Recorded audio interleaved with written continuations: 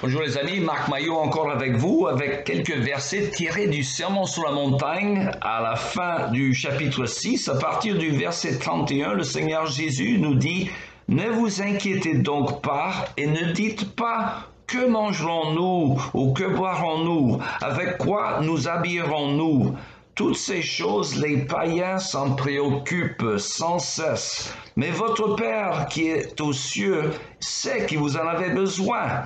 Faites donc du règne de Dieu et de ce qui est juste à ses yeux votre préoccupation première, et toutes ces choses vous seront données en plus. Ne vous inquiétez pas pour le lendemain se souciera de lui-même.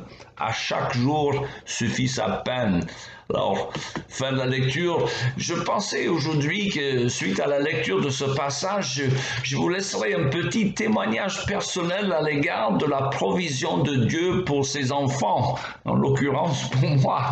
Alors, les gens me demandent parfois comment je suis venu à ma vocation de l'évangéliste. Et est-ce que mon père était pasteur? Pas du tout. Et en fait, j'étais élevé dans le catholicisme romain avec ses traditions et mon père était commerçant. Il avait un magasin de meubles.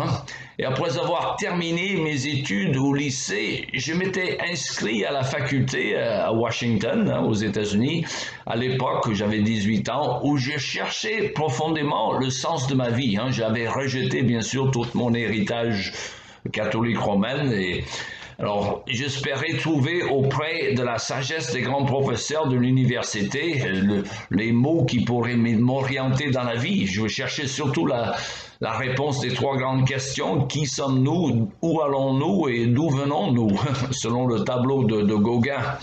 Mais à l'époque, je me suis aperçu que malgré toute leur érudition, ces professeurs n'étaient guère plus avancés que moi, selon un mot moqueur d'un de mes collègues qui disait que ces profs, ils savent tout, mais c'est tout ce qu'ils savent. Alors, à cette époque, je commençais à m'intéresser à la pensée orientale. C'était un peu la mode, et j'ai décidé de partir en Inde pour trouver la sagesse et la paix là-bas. Et en fait, c'est en Inde que j'ai rencontré un chrétien qui m'a parlé de Jésus-Christ et qui m'a donné une Bible que je commençais à lire en avril 1973.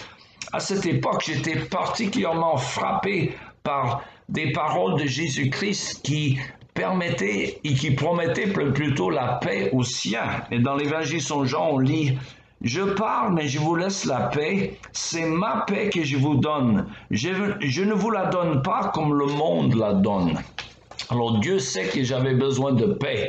Je cherchais la paix. En fait, j'ai trouvé la paix en Jésus. Quand je suis retourné aux États-Unis, j'ai cherché encore ma voie. Qu'est-ce que je devais faire désormais, maintenant que je trouvais le sens de la vie? À cette époque, mon cousin Germain, qui m'avait encouragé dans un premier temps à étudier en France, il m'a ensuite proposé d'entrer dans les affaires avec lui, car notre feu grand-père nous avait laissé une affaire d'eau minérale qui marchait très fort dans la région de Boston. On pouvait gagner beaucoup d'argent, mon cousin m'assurait. Et après, tu peux faire tes études de théologie ou philosophie, ce que tu veux. Dieu sait qu'on a besoin de l'argent dans ce monde. Le problème, c'est que cette année en France m'a donné le fardeau d'annoncer l'évangile dans ce pays, la France, qui me semblait bien enténébré spirituellement. Alors pour cela, il fallait donc dans un premier temps m'inscrire peut-être à la faculté de théologie, mais sans aucune ressource. Alors, comment allais-je faire pour vivre? Alors, mon cousin, qui n'était pas vraiment dans la foi, mais qui respectait mes convictions, il me disait, écoute, mon vieux, il faut être réaliste dans la vie. Il faut d'abord avoir les moyens de pouvoir matériellement pour les siens. J'étais pas marié encore, mais c'était à envisager. Il dit, la Bible ne dit-elle pas que celui qui ne pourvoit pas pour les siens a nié la foi et qu'il est pire qu'un infidèle? Il me disait cela en citant peut-être inconsciemment un verset de l'épître de Paul à Timothée, 1 Timothée 5,8. Je dis, c'est vrai, c'est ce que je réponds, mais Dieu dit également de chercher d'abord le royaume et la justice de Dieu et ne pas se faire des soucis pour la nourriture et le vêtement. Notre Père Céleste, il sait ce que nous avons besoin. Il promet de pouvoir aux moyens pour celui qui marche dans sa volonté. Alors, après avoir prié, j'ai cherché le conseil auprès d'un pasteur et j'ai décidé que j'allais partir en France sans ressources. Et d'ailleurs, j'ai refusé donc l'offre d'entrer dans les affaires avec mon cousin, une affaire d'eau minérale qui tournait depuis 1858, pour vous dire que c'était une affaire sûre.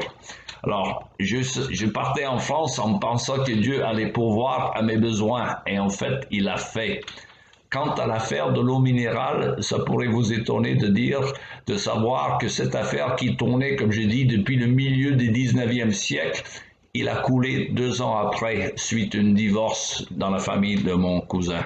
Voilà, la parole de Dieu s'est confirmée. Voilà, il me reste qu'à vous souhaiter une bonne journée et à la prochaine.